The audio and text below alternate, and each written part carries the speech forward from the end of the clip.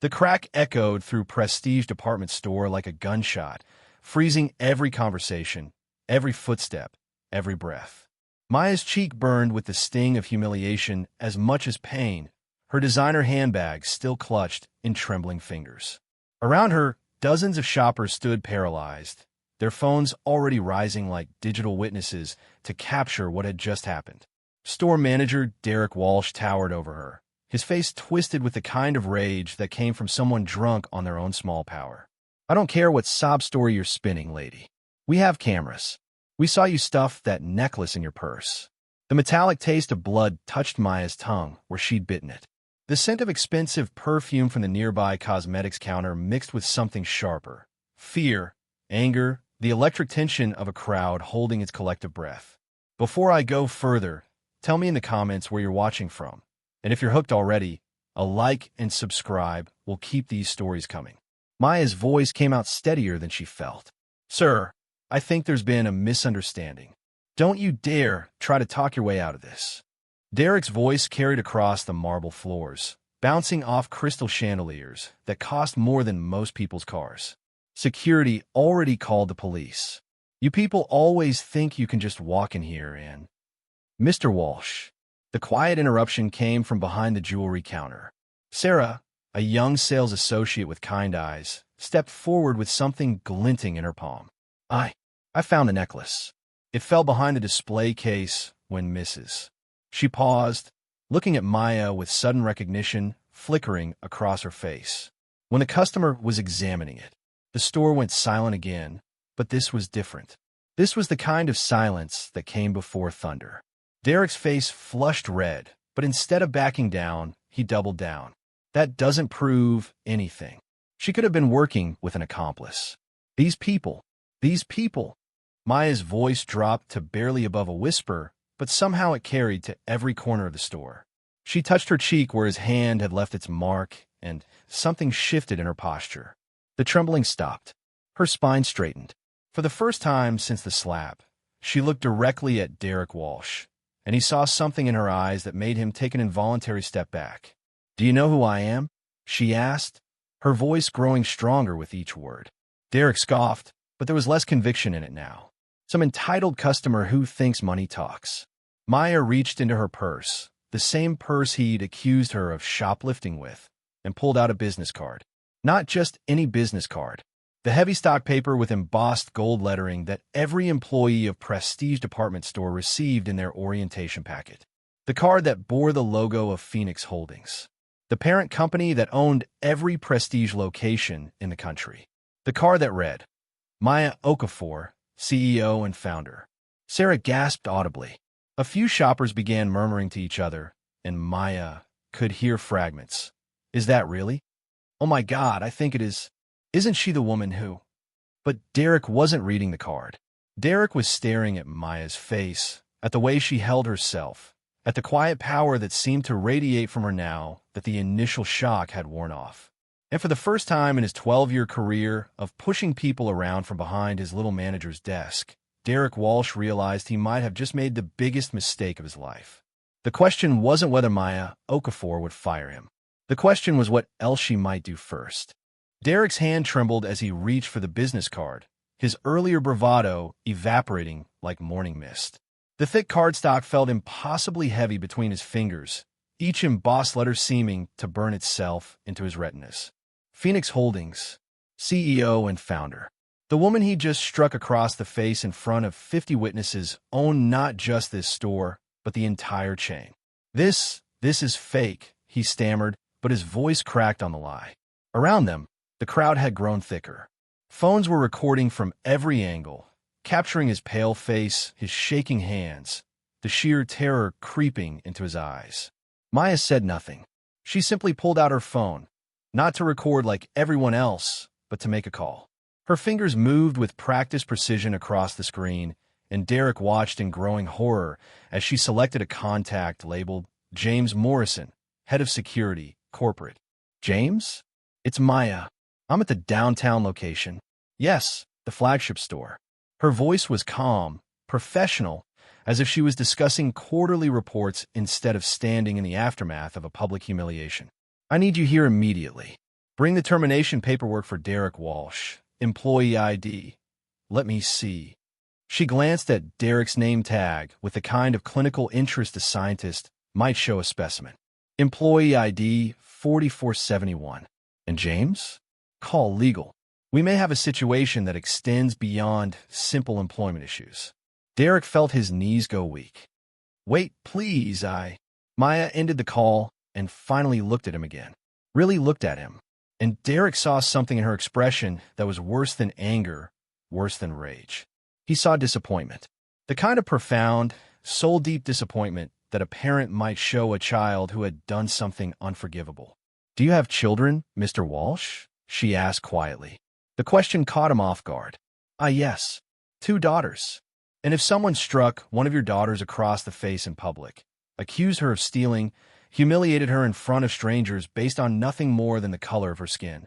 Maya's voice never rose above conversational level, but somehow it cut deeper than any scream. What would you want to happen to that person? The crowd had grown completely silent now. Even the ambient store music seemed muted, as if the building itself was holding its breath. Derek's mouth opened and closed uselessly, because they both knew the answer. They all knew the answer. Mrs. Okafor. Sarah, the young sales associate, stepped forward hesitantly. I'm so sorry this happened. I should have spoken up sooner. I should have. Maya turned to her with a genuine smile that transformed her entire face. Sarah, isn't it? You did speak up. You told the truth when it mattered. That takes courage. But if I had just checked the display case first, then Mr. Walsh would have found another reason to accuse me of something. Maya's gaze drifted back to Derek, who was now leaning heavily against the jewelry counter as if his legs might give out entirely. This wasn't about a missing necklace. This was never about a missing necklace. The store's front doors burst open, and 3 men in dark suits strode in with the kind of purposeful movement that made the crowd automatically part before them. Derek recognized James Morrison from corporate training videos, tall, broad-shouldered, with the kind of face that had seen enough to find very little surprising anymore. But even James looked surprised when he saw Maya's cheek, the red handprint still visible against her brown skin. Ma'am. James's voice carried a dangerous edge. Are you hurt? I'm fine, James. But we have a problem. Maya gestured toward Derek, who was now visibly shaking. Mr. Walsh here decided to handle what he perceived as a shoplifting incident by striking a customer across the face in front of witnesses. James's expression went stone cold. He hit you. In front of approximately 50 people, all of whom have phones.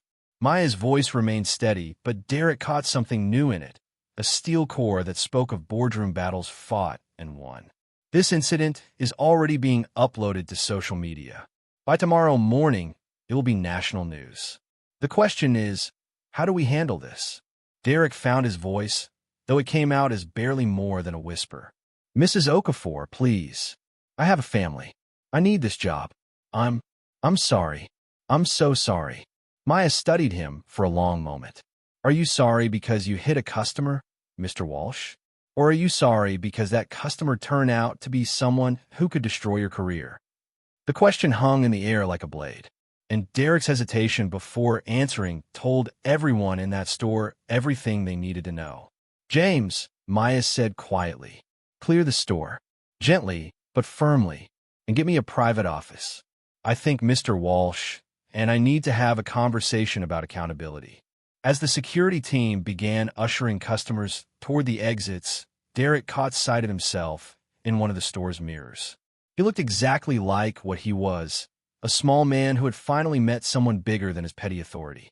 But as he watched Maya Okafor straighten her shoulders and follow James toward the executive offices, Derek realized with growing dread that losing his job might be the least of his worries. Because Maya Okafor wasn't just rich. She was powerful. And power, Derek was about to learn, could be a very dangerous thing in the hands of someone who had every right to use it. The executive office on the 3rd floor overlooked the main shopping floor through floor-to-ceiling windows. Derek sat across from Maya at a mahogany conference table that probably cost more than his annual salary.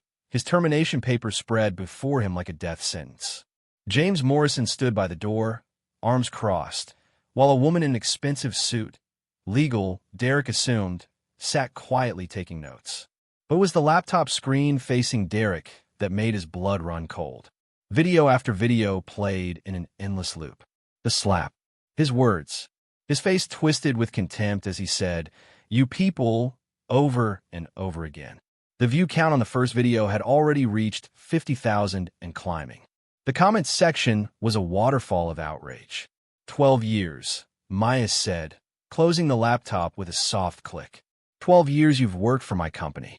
12 years of performance reviews, customer interactions, staff meetings where we discussed our core values of dignity, respect, and inclusion. Derek's mouth felt like sandpaper. "Mrs. Okafor, and in 12 years, how many other customers have you treated this way?" Maya's question cut through his attempted apology like a scalpel. "How many other black women, Latino families, elderly shoppers who looked suspicious to you have left my store feeling humiliated, feeling unwelcome, feeling like they were criminals for the crime of existing while different?" I don't."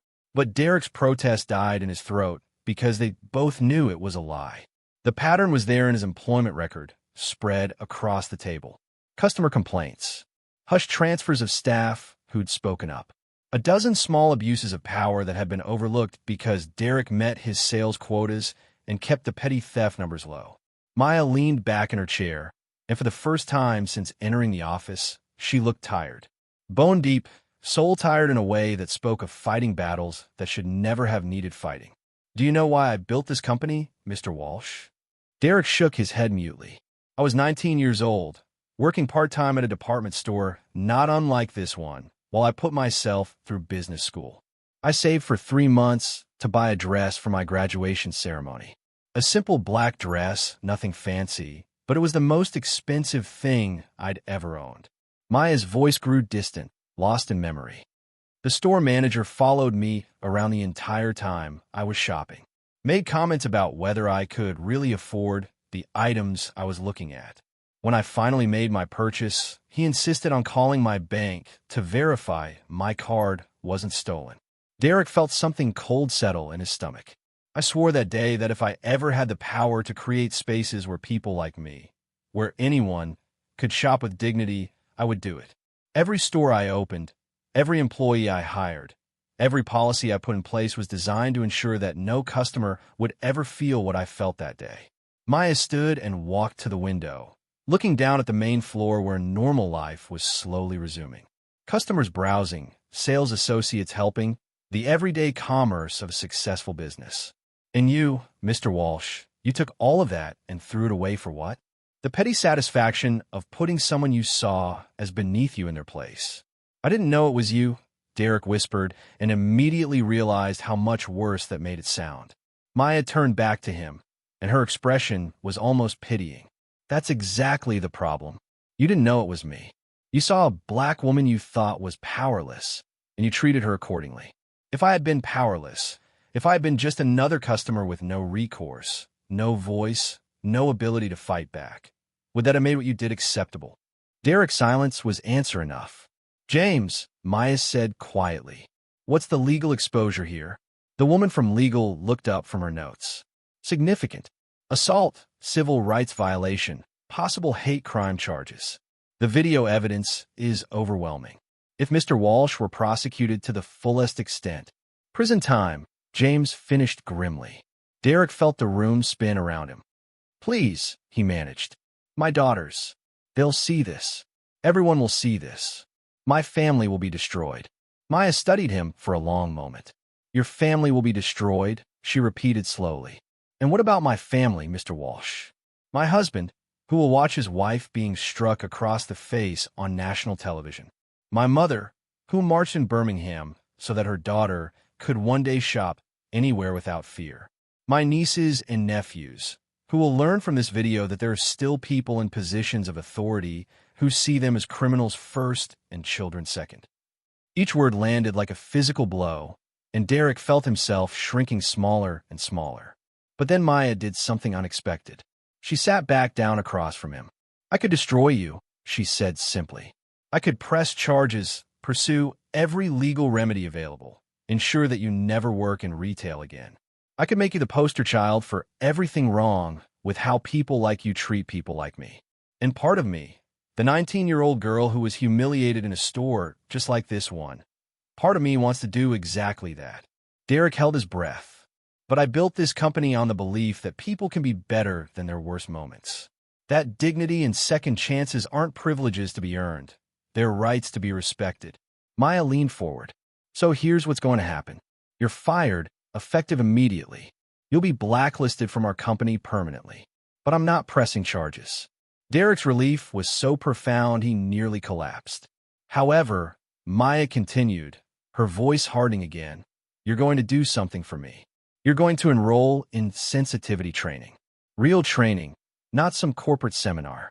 You're going to volunteer at community organizations. You're going to learn about the communities you've spent 12 years discriminating against. And in 6 months, you're going to write a letter to every customer you wronged. A real letter with a real apology. Yes, Derek breathed. Yes, absolutely. Thank you. Thank you so much. Don't thank me yet. Maya stood again, and there was steel in her voice. Because if I ever hear of you treating another human being the way you treated me today, if you so much as speak rudely to a cashier or look sideways at someone who doesn't look like you, I will rain down every ounce of legal hell I can summon. Do you understand me? Derek nodded frantically. And Mr. Walsh? Maya walked to the door, pausing with her hand on the handle. The next time you see someone you think is powerless, remember this moment. Remember that you never know who someone really is. But more importantly, remember that it shouldn't matter. Everyone deserves to be treated with dignity. Everyone. As Derek signed his termination papers with shaking hands, he caught his reflection in the conference table's polished surface. The man looking back at him was someone he barely recognized, smaller, humbler, perhaps for the first time in his adult life, genuinely ashamed. Maya Okafor had given him something he didn't deserve, a second chance. The question that would haunt him for months to come was whether he would be worthy of it. 3 months later, Maya received an envelope with no return address. Inside was a newspaper clipping about a volunteer program at a local community center and a handwritten note that read simply, "Thank you for showing me who I could become instead of just punishing me for who I was. D. Walsh." She smiled, filed the letter away, and went back to building a business in a world where everyone could shop, work, and exist with dignity. After all, that had always been the point.